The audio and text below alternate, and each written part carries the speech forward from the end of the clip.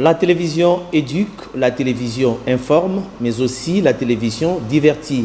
Aujourd'hui, nous prenons un de volets de cette mission pour vous dire qu'aujourd'hui, nous allons échanger sur des questions qui doivent nous éduquer, qui doivent tenir compte de notre réalité sociale de tous les jours. Voilà pourquoi, dans la plupart du temps, en République démocratique du Congo, plus particulièrement dans la capitale Kinshasa, nous avons connu une certaine prolifération de boissons gazeuses que nous consommons à longueur de journée et cela ne tient pas compte des différentes tranches d'âge. Et pour en savoir un peu plus, nous avons jugé utile d'intervenir une personne, un invité que nous avons choisi pour, n'est-ce pas, parler de la question relative aux additifs alimentaires dans les boissons gazeuses abusivement appelées jus.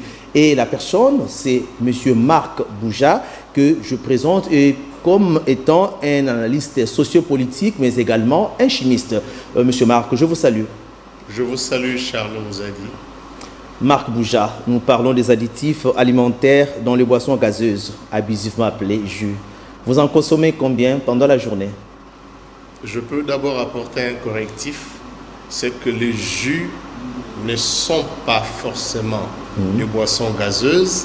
Les boissons gazeuses sont ceux qui, finalement, dans leur fabrication, connaissent dans la composition le COD pour essayer un peu de le stabiliser.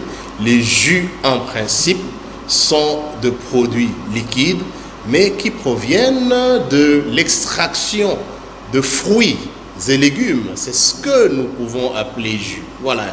Et curieusement, à Kinshasa ou encore à RDC, tout ce qui est dans une bouteille, tout ce qui est sucré, tout ce qu'on appelle ça jus. C'est une lecture ou une appellation très abusive que je m'en vais condamner tout de suite parce que cela induit beaucoup de personnes en erreur et ça emporte un peu la jeunesse à pouvoir consommer sans mieux comprendre exactement ce qu'elle est en train de consommer.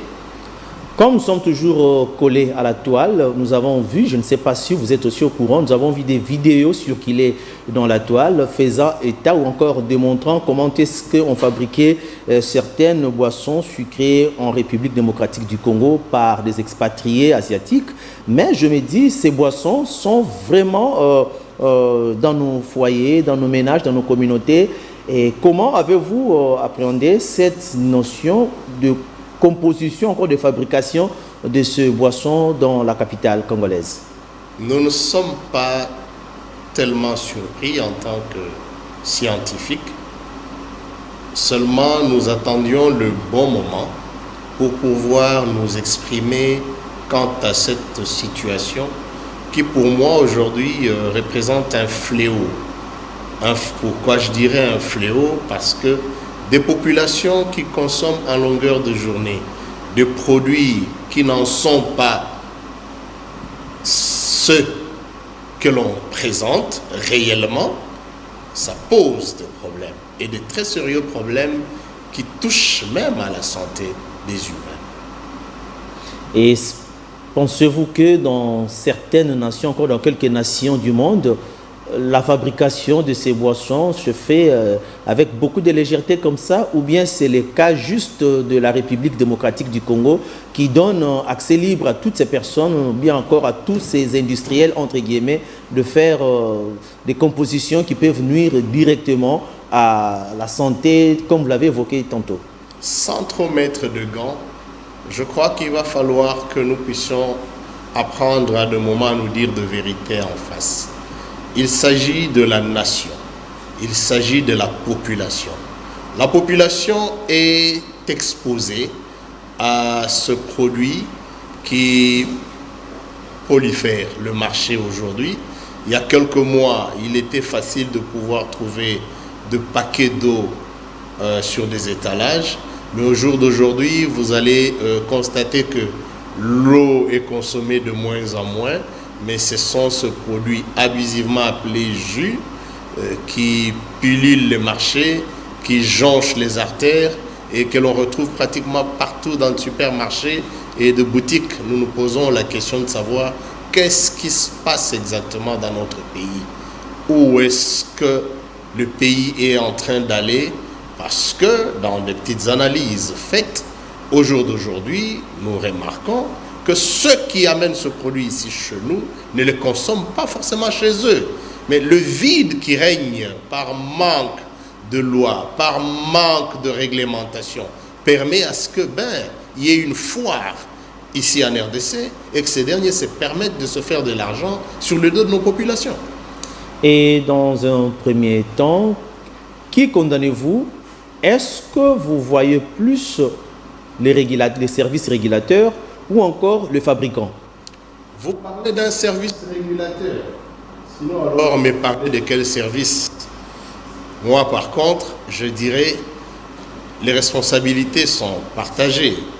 Lorsque nous tirons une sonnette d'alarme, comme tout de suite, où nous pouvons dire à la population, la coloration orange que vous voyez, où on vous a fait croire qu'on a eu de l'orange qui est entré dans la composition, ne faites pas confiance. La coloration d'ananas, ou l'arôme d'ananas, ou le goût d'ananas que vous avez pu ressentir après la consommation d'une boisson, il ne faut pas que vous puissiez vous leurrer et penser que réellement l'ananas est entré dans la composition. Sinon, nous serions en train de voir dans le processus de fabrication la cueillette de ces fruits, l'extraction de ce fruit, jusqu'à ce qu'on puisse mettre de ce produit dans l'emballage sous forme de liquide et le mettre au profit de la population. Et pensez-vous que pendant que ces gens-là, ou encore ces industriels fabriquent ces genres de boissons que nous appelons abusivement jus et qui sont vendus dans des bouteilles plastiques à longueur de journée avec des conservations un peu douteuses, je me pose la question, est-ce que les services attitrés, comme vous l'avez dit tantôt, ne vérifient pas? Parce que nous savons qu'avant de lancer un produit sur le marché, il y a l'OCC qui intervient pour voir la conformité du produit, s'il est favorable à la consommation. Si ces produits viennent de l'extérieur, nous savons qu'il y a aussi des services du genre, le Programme national de l'hygiène aux frontières, qui prélève des fois des échantillons. Et les laboratoires sont là pour voir. Pensez-vous que ces laboratoires restent corrompus ou bien ne font pas leur travail parce que les produits sont sur le marché et dans tous les recoins de la ville? J'en appelle d'abord à la conscience professionnelle. Les organes de contrôle n'ont pas de problème, mais ces organes ont leurs animateurs. Lorsque les animateurs peuvent prendre conscience de leur travail, ils le feront bien. Mais s'ils ne prennent pas conscience de leur travail, il y aura des ratés. Et à travers ce raté, il y aura des conséquences incalculables au sein de la population. Je n'accuse personne, mais je me dis, l'OCC dans ses prérogatives essaye de jouer pleinement son rôle. Le contrôle à l'importation comme à l'exportation, les analyses au laboratoire, la certification de produits, lesquels produits respectent certaines normes, et puis finalement le contrôle de la production locale.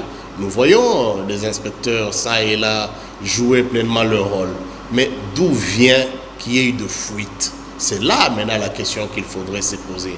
Parce qu'à travers ce fuite, nous constatons aujourd'hui qu'il y a de ce produit qui finalement devaient être déclarés impropres à la consommation, mais malheureusement sont mis à la disposition de la population pour être consommés. Les produits mis à la disposition de la population pour les consommer, selon vous, selon vos analyses, parce que vous êtes analyste, je me pose la question, quelle devrait être la procédure de production de ces boissons gazeuses avec leurs additifs alimentaires? Le problème d'additifs alimentaires, je m'en vais vous donner un petit exemple. Le sucre que vous et moi nous connaissons de canne, c'est celui que, en principe, beaucoup d'entreprises seraient en train d'utiliser dans le processus de fabrication de leurs boissons gazeuses. Mais je peux vous surprendre ou vous scandaliser qu'il y a un autre modèle de sucre ou d'une molécule qui joue pleinement le rôle, 1000 fois le rôle du sucre. L'aspartame, par exemple, c'est un produit chimique qui, par une toute petite molécule, peut diluer dans un fût et vous donner le goût sucré. Vous comprenez? C'est ainsi que vous voyez des quantités énormes de volume de ce produit être répandu. Le colorant que l'on utilise, ce ne sont que de composés chimiques où on fait recours à de coloration de fruits et après de mélange, on arrive à faire une préparation, créer une certaine homogénéité et faire une mise en bouteille, présenter à la population. La population est attirée par ce qui est beau. Parce que vous conviendrez avec moi, des vues, ce sont des jus qui présentent de bonnes colorations. Ce sont des produits qui présentent de bonnes colorations. Mais leurs conséquences dans l'organisme, est-ce que nous les étudions? Et quelle catégorie de la population est tellement exposée à la consommation de ces produits que vous jugez être impropres en principe? Non, mais écoutez, il y a tout le monde qui est exposé, du nourrisson à la personne adulte. Vous revenez du boulot, vous dites, non, mais écoutez, je me sens un peu fatigué, il faudrait que je prenne une boisson énergisante. Cette boisson énergisante n'a pas la coloration blanche. Elle est teintée d'une couleur. Mais la teinte qu'on lui a mise, est-ce que vous la connaissez? Est-ce que vous la maîtrisez? D'autres personnes, aussitôt, souffrent de maux d'estomac. Vous comprenez? Après avoir pris une bouchée, ils sentent qu'il y a une certaine douleur dans l'estomac. À d'autres personnes, ils perdent même le sommeil. Il y a en fait des effets sur leur système nerveux qui arrivent même à perturber même le système de sommeil. Alors, face à cela, doit-on continuer à prendre de tels produits ou il faudrait qu'à un certain moment on puisse arrêter?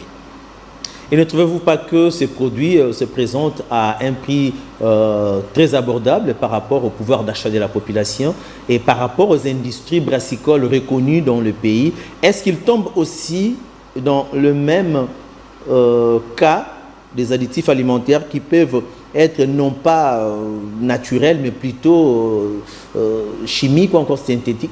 Alors vous dites quoi par rapport à ça? Les industries brassicoles nous présentent des produits qui sont un peu à un coût élevé, tandis que les bouteilles en plastique avec l'air colorant à l'intérieur se vendent à un prix qui correspond au pouvoir d'achat de la population. La faute revient à qui? Est-ce que le produit des industries brassicoles reconnues respecte aussi les normes?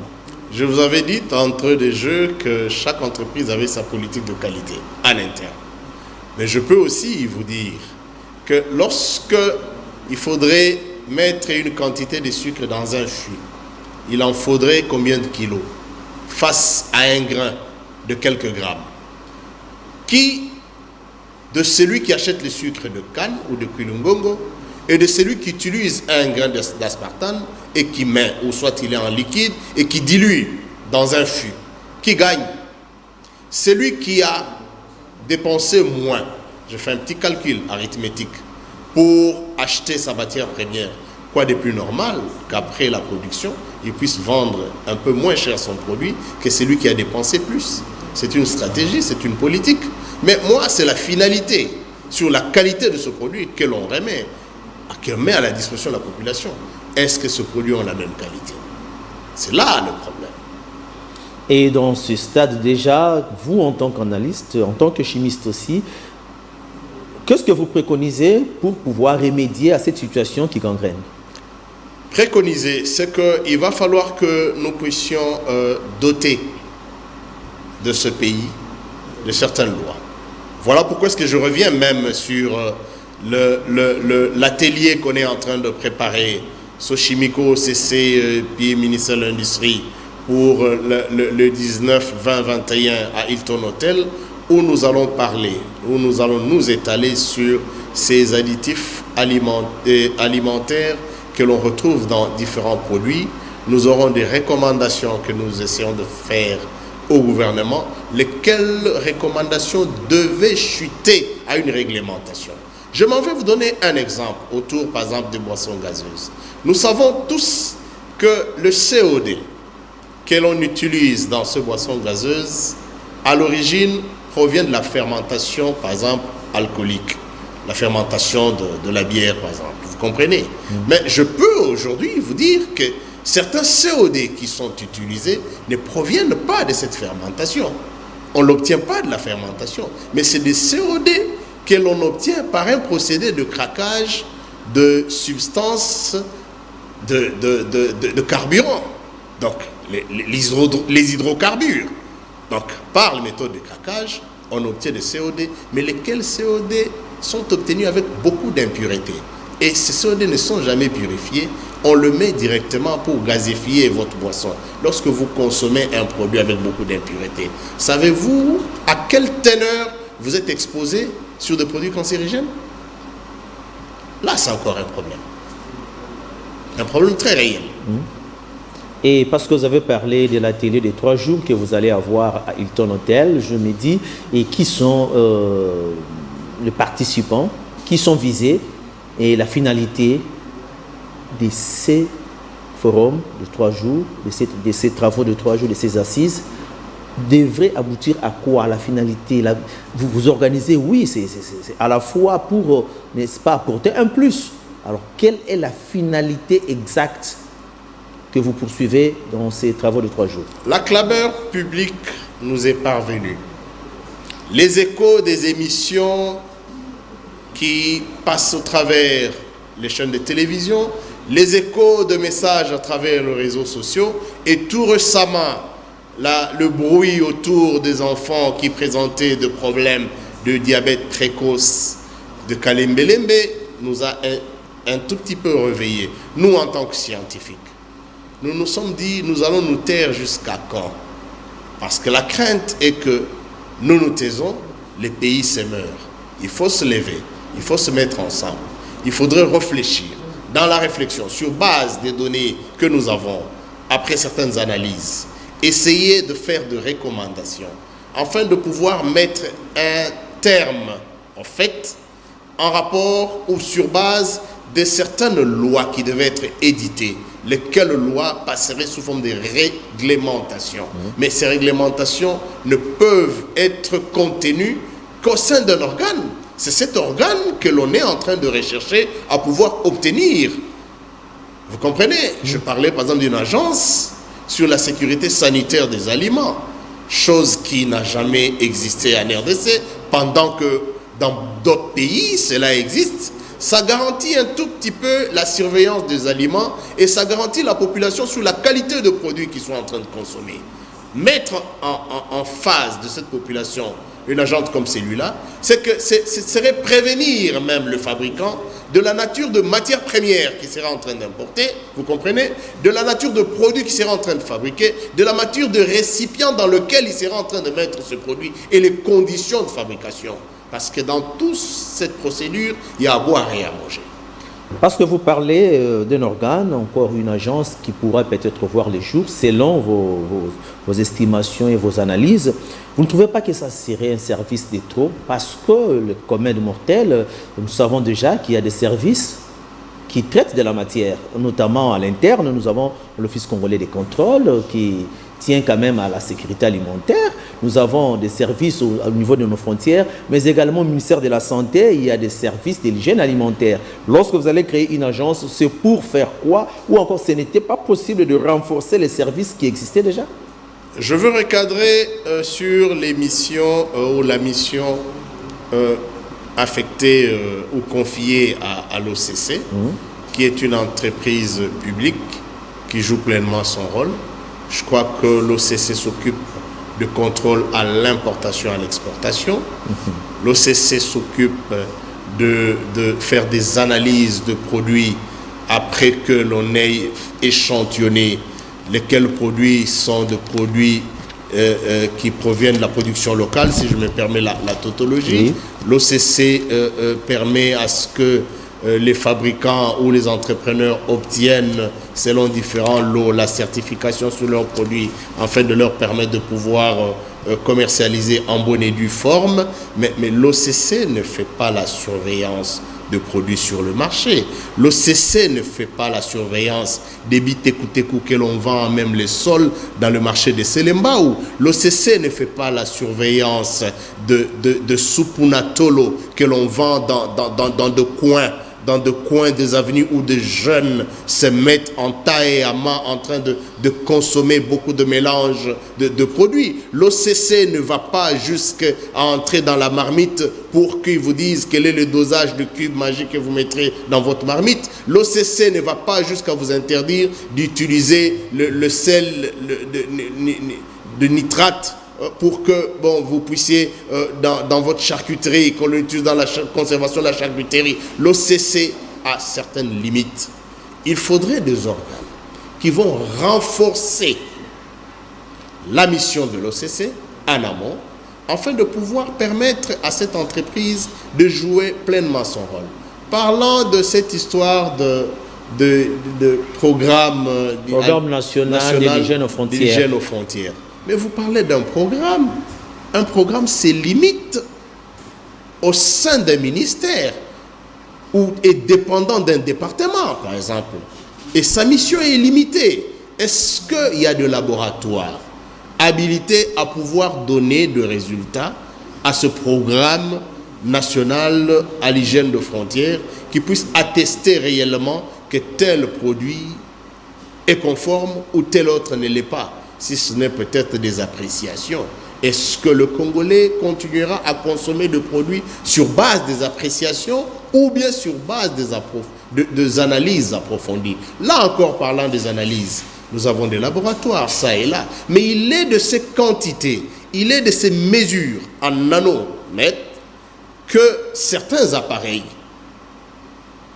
ne peuvent arriver à analyser et à donner les résultats escomptés. Mais dites-moi maintenant, lorsque déjà il y a un problème d'équipement dans un laboratoire, ce produit qui nécessiterait à ce que des analyses se fassent à ce niveau un peu plus bas passerait outre le contrôle. Mais ces produits ne seront jamais éjectés du marché. Ils seront mis à la disposition de la population et la population va consommer. Voilà. Voilà, Surface des vérités, comme vous le savez, nous sommes avec Marc Bouja, il est analyste sociopolitique mais également un chimiste. Nous parlons avec lui de questions relatives aux additifs alimentaires dans les boissons gazeuses très consommées dans nos milieux et dans nos communautés. Je reviens à vous lorsque vous parlez d'une création, d'une probable création d'une agence. C'est un vœu, ce n'est pas une décision que vous avez. C'est un vœu. Voilà. Alors, selon vous, comment devra fonctionner cette agence? Et elle va tabler sur quoi? Elle va aller, comme vous avez dit, dans le marché, voir les bitekoutekou qui sont là-bas. Cette agence va devoir déployer un personnel dans les coins des avenues pour vérifier la consommation de soupe ou ou comment? Parce que vous avez dit que l'OCC ne le fera pas. Donc, c'est l'agence qui le fera. Ce serait très tôt de vous dire ou de dévoiler tout de suite les missions de cette agence parce que les recommandations, nous ne les avons encore pas faites. C'est un processus long. Nous avons peut-être placé la charrue avant le bœuf, mais c'est aussi une façon pour nous de dire à la population qu'on est soucieuse de problèmes qui le guettent et nous venons petit à petit avec des solutions qui permettront à notre population de pouvoir consommer qualité. Voilà des propositions pour que la population puisse consommer qualité. Mais à vous entendre parler, s'il faudra mettre en place tout ce qu'il faut pour qu'on ait une production de boissons gazeuses dans les normes, est-ce que la population aura encore accès à la consommation de jus? Vous avez dit jus? Je parle de jus au vrai sens du mot, pas de ce que nous présente comme jus. Est-ce que vous savez qu'il y a en RDC ici de PME, de petites entreprises que nous avons découvert? En menant des enquêtes, nous avons découvert que le Congolais ne dort pas.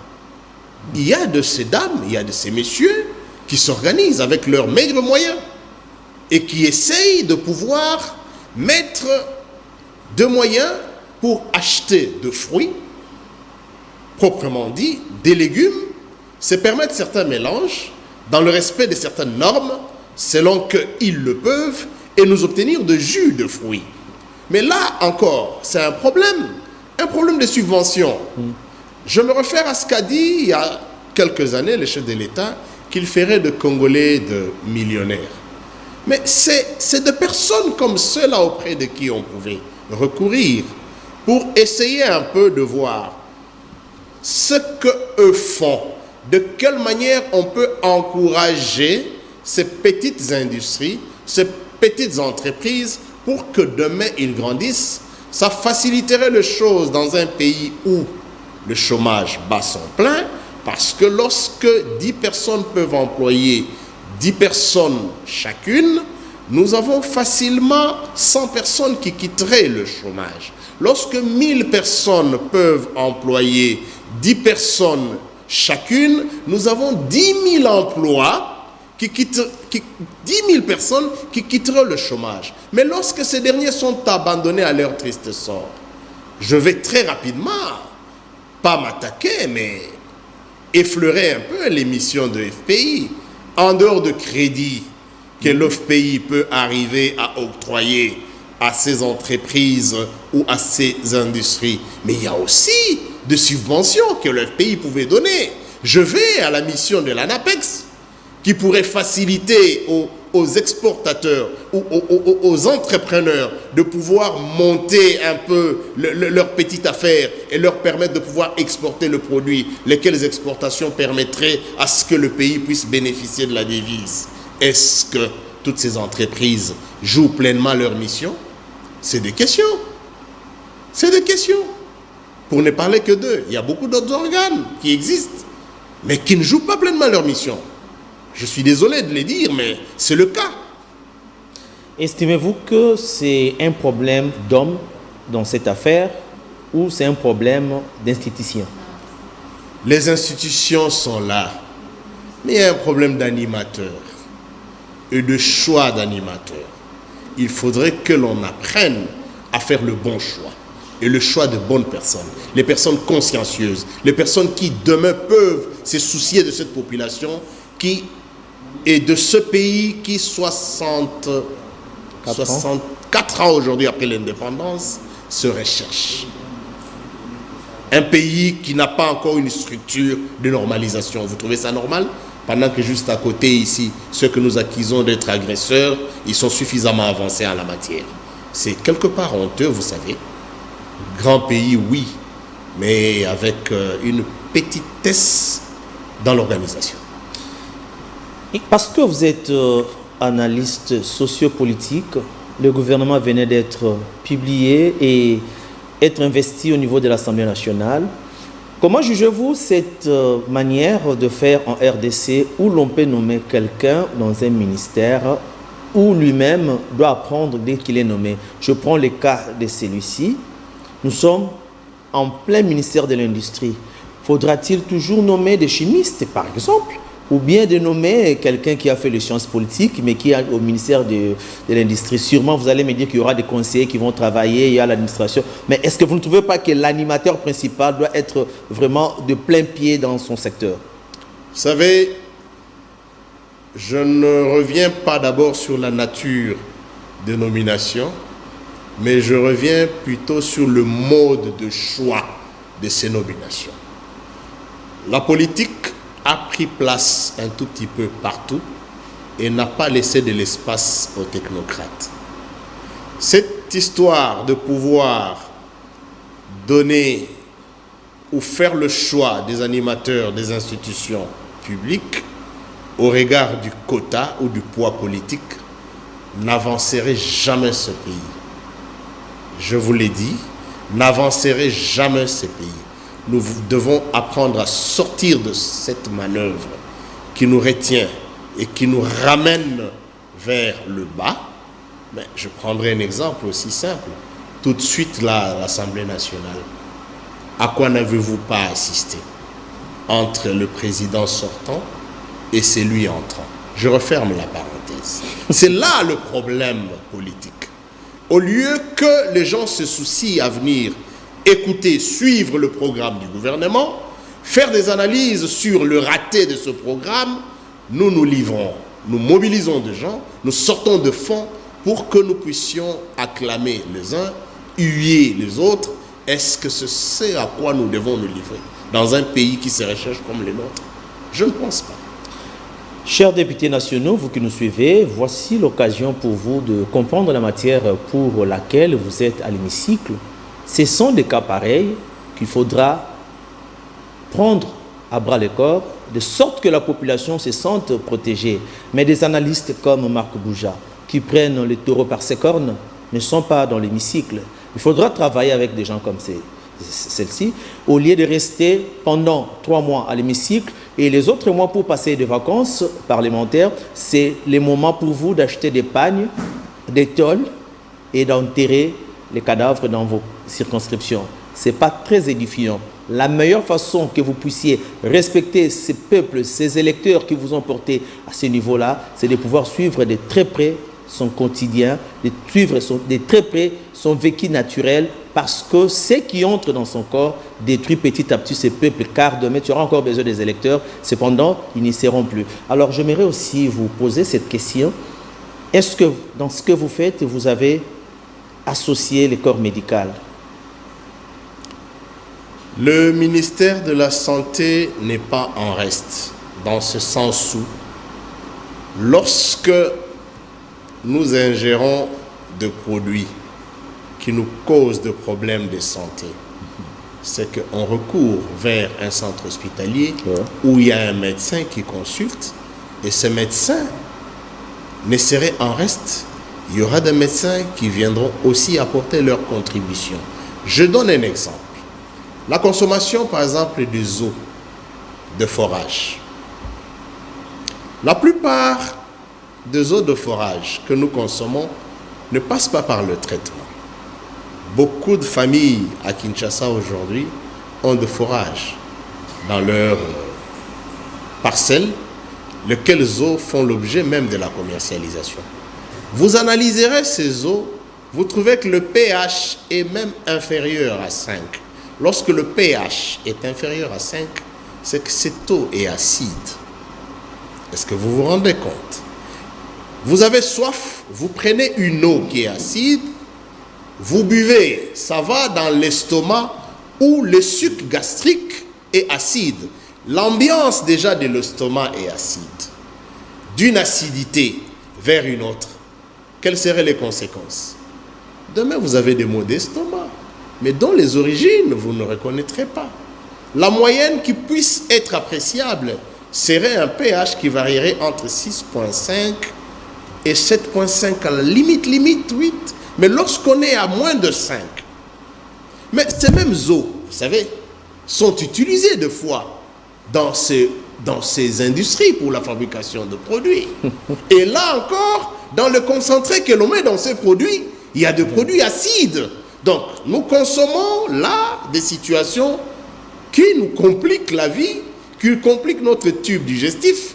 Demain, après-demain, nous avons des maux de certains organes internes et on va embêter les internistes qui feront des analyses, des examens, à des moments pour ne pas trouver réellement qu'est-ce qui sont à l'origine de problèmes qui nous guettent, de problèmes de santé. Et le pays est en train de courir de très sérieux problèmes de santé publique dans les prochains jours. Et parce que vous ouvrez une boîte à Pandore, je me dis, pauvre population congolaise, comment saura-t-elle que cette eau a un pH normal ou n'a pas un pH recommandé? Parce que la population n'est pas suffisamment informée. Nous revenons par là sur la réglementation, justement. Voilà. Lorsque vous avez produit, vous avez installé un forage, avant de pouvoir mettre cette eau à la disposition de la population, prenez soin, vous, de recourir, par exemple, à l'OCC pour faire analyser votre produit et obtenir la certification. Au moins là, nous savons que c'est une eau qui répond à une certaine norme. Mais lorsque, vous bypassez toutes ces structures qui peuvent vous permettre de pouvoir donner une eau de qualité à la population, vous tuez à petit feu cette population. Voilà. Voilà, ce sont des cas qui font de sorte que nous constatons des morphologies un peu compliquées dans nos milieux, parce qu'il y a de cela 30 ans, 40 ans avant, les Congolais n'avaient pas ces morphologies actuelles, mais au jour d'aujourd'hui, nous constatons qu'il y a même des maladies qui nous viennent, qui nous arrivent, donc on ne sait plus comprendre, soit on acquise des vieillards, soit ce sont des pasteurs qui disent, voilà, ce sont des démons qui nous hantent. En réalité, voilà, Marc Boujavé vient quand même d'éventrer les boas, les mâles, et tout proche de nous, c'est dans notre environnement le plus immédiat, parce qu'il n'y a pas cette facilité de contrôler la conformité. Alors je me dis, quel est le message que vous pouvez lancer, parce que nous chutons déjà avec cette émission? La prise de conscience. Que chacun dans ce qu'il fait fournisse un effort pour bien le faire et en toute conscience. Le patriotisme. Aimons notre pays. Aimons ce pays parce que c'est l'unique nation que nous avons. Le point d'intercession de tout Congolais, c'est la RDC. Si nous aimons ce pays, nous allons l'aider à avancer. Mais si nous ne l'aimons pas, nous serons les premières personnes à pouvoir regretter. Et dans le regret, ce sont les autres qui prendront notre place. et nous n'aurons que des yeux pour pleurer. Merci Marc Bouja pour avoir pris rendez-vous avec nous avec tous les respects possibles. Merci de votre présence sur notre plateau. Nous n'allons pas nous séparer comme ça. La dernière question qui va juste être ce point final avec les téléspectateurs. Marc Bouja, vous êtes pour ou contre la commercialisation de boissons gazeuses en bouteilles plastiques qui pullulent à Kinshasa? D'entrée de jeu, déjà, je vous dirais que le plastique ne sont pas de bons récipients pour la conservation de boissons gazeuses. C'est déjà une réponse que je peux vous donner. Merci. C'était Surface de vérité. La vérité a été dite, mais par qui? C'est par un chimiste, un analyste sociopolitique répondant au nom de Marc Bouja, que nous avons eu le plaisir d'échanger pendant une bonne demi-heure pour des questions qui nous concernent tous, tablé sur les additifs alimentaires dans les boissons gazeuses. Quant à moi, je dis grand merci au superviseur de cette émission Énergie, Tristan Lelo, à Christian Kaninda, ainsi qu'à toute l'équipe qui nous a accompagnés, sans oublier la coordination de Patrick Ngandouchi-Yoyo, le promoteur de cette chaîne. Nous nous retrouvons dans un autre numéro tout prochainement. Restez branchés sur les programmes de la PES TV. Au revoir.